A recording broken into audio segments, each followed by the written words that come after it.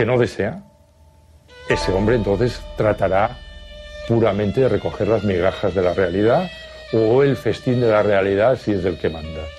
Pero el hombre que desea siempre desarrollará una perspectiva utópica. Y en la medida que un hombre actual pretenda ser libre, tiene que desarrollar un sentimiento de la rebeldía y un sentimiento del deseo y, por tanto, un sentimiento de la perspectiva utópica.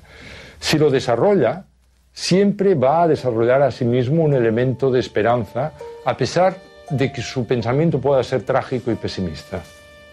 Es más, muchas veces el pensamiento trágico es el que incuba una esperanza más afilada y, en el fondo, más sólida.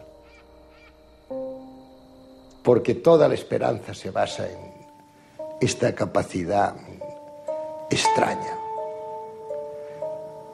misteriosa, quizá milagrosa, que tiene cada ser humano. 6.100 millones de personas capaces de crear.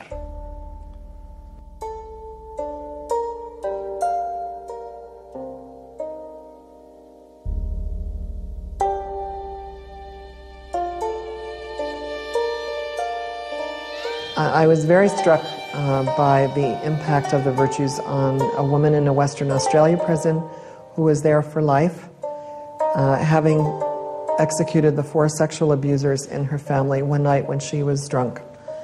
And these were men in the family that had abused her and then her children. And she just had enough. And so she was in prison for life. And she came to a virtues presentation that I made in that prison. When she walked in, I could see that she was the tough one, and she was the one with the power. So I was fascinated to watch her. And what happened was that when we did something called a virtues pick, where without looking you pick a virtue out of a pack of cards, and it describes what the virtue is, her whole face changed, and she read the virtue, and it was the virtue of forgiveness. But I saw her hope restored. And I also see that hope restored when these inmates hear for the first time in their lives these positive virtues words used about them by other inmates in the sharing circles. So when someone names it in us, it awakens it. And for many of them, the reason they're there is because they had a failure of hope in their lives. And this restores their hope. Because at any moment, they can choose to live life differently. They can choose peacefulness, they can choose service, they can choose integrity.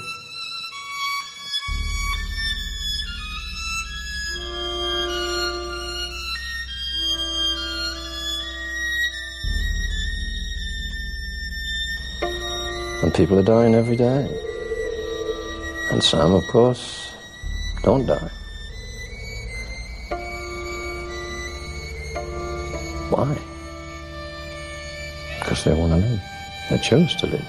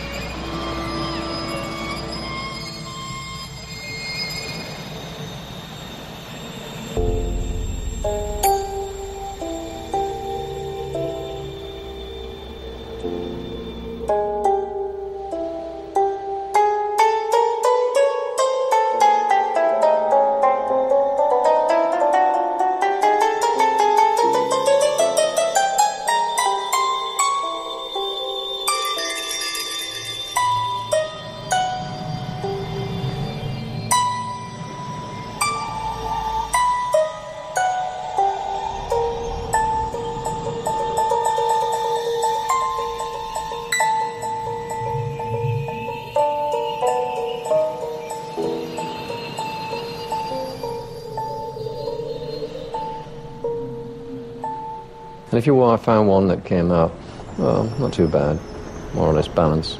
That's exactly how it's going to be.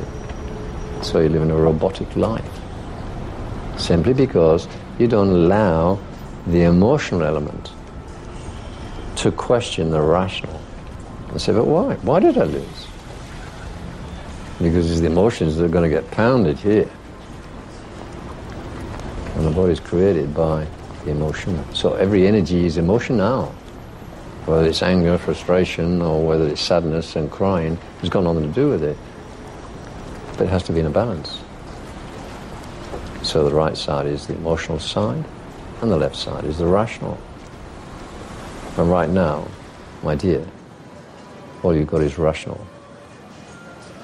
Very little emotional. Why? Because you're in a rational, logical performance of work,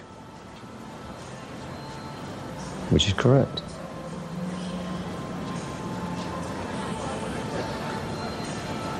That's rational. Because without it, you wouldn't be able to perform or do what it is you want to do.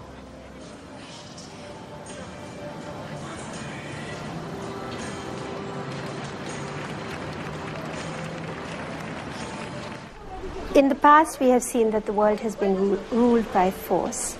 But now we believe that the spiritual qualities of love and service are on the ascendance. And it is women that are going to move this agenda for peace forward. For as long as women are prevented, we believe, from realizing and attaining their highest possibilities, men will not be able to achieve the greatness which could be theirs. And so we believe that it's when women are welcomed into full partnership, along with men, that there will be a moral and psychological climate in this world in which international peace will emerge. Oh, falsch. Welche Hand ist es? Die da. Sehr geil. Welche Hand ist es? No. No. As long as we start looking at the second-class human beings, we are falling into the old trap, which came that, well, we protect the women, our job is to fight, our job is to go and gather food, she is not strong. Today, you don't need physical strength. You need mental strength. As I said, it's a creativity, it's ingenuity, it's a productivity, it's your vision.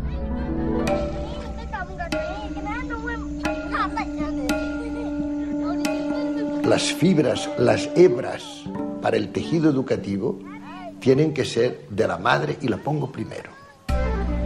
Creo que es por su capacidad, por su intuición, porque es la que ha dado la vida, finalmente.